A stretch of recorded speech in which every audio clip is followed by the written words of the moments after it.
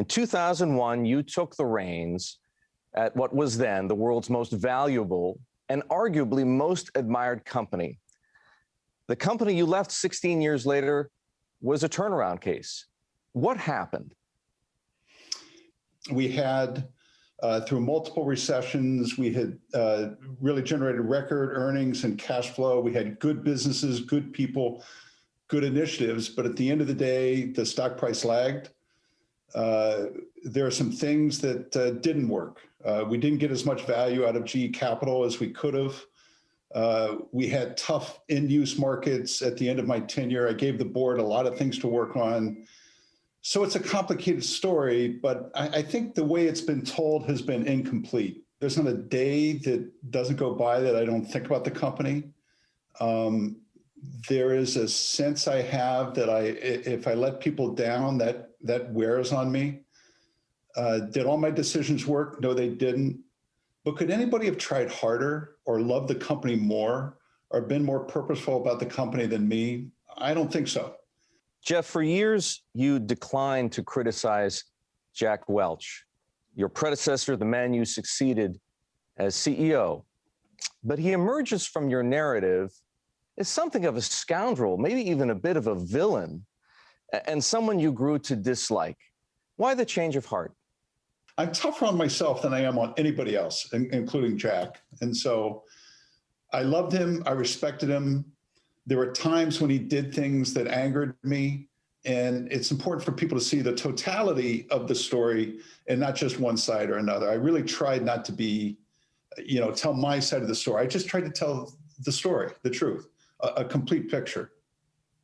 You single out one person for what I would describe, Jeff, as savage criticism, Steve Bowles, who ran the power business at GE. Why is that?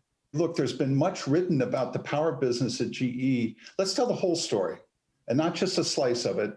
And that's what we try to do, is tell the whole story and not just one slice of it. And again, I'm more critical of myself than anybody else. I should have pushed harder to make a change in the power business. That's on me and not Steve. That's on me. Jeff, had you walked away from the Alstom deal in 2015, how would things have been different? I probably should have walked away, and if I had it to do over again, I would have. But again, that wouldn't have been necessarily easy as well, because we would have gotten sued in France, and there's a whole series of other things that went with it. But if I had it to do over again, I would have probably walked away, just because there were too many other things going on at the same time. How do you think things would have played out differently for you?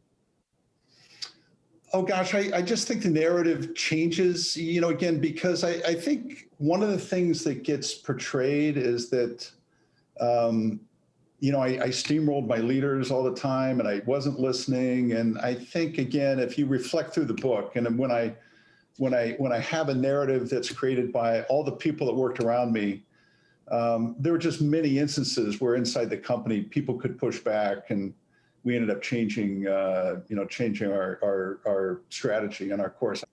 In your book, you're critical of John Flannery, your successor. In your telling, he was indecisive.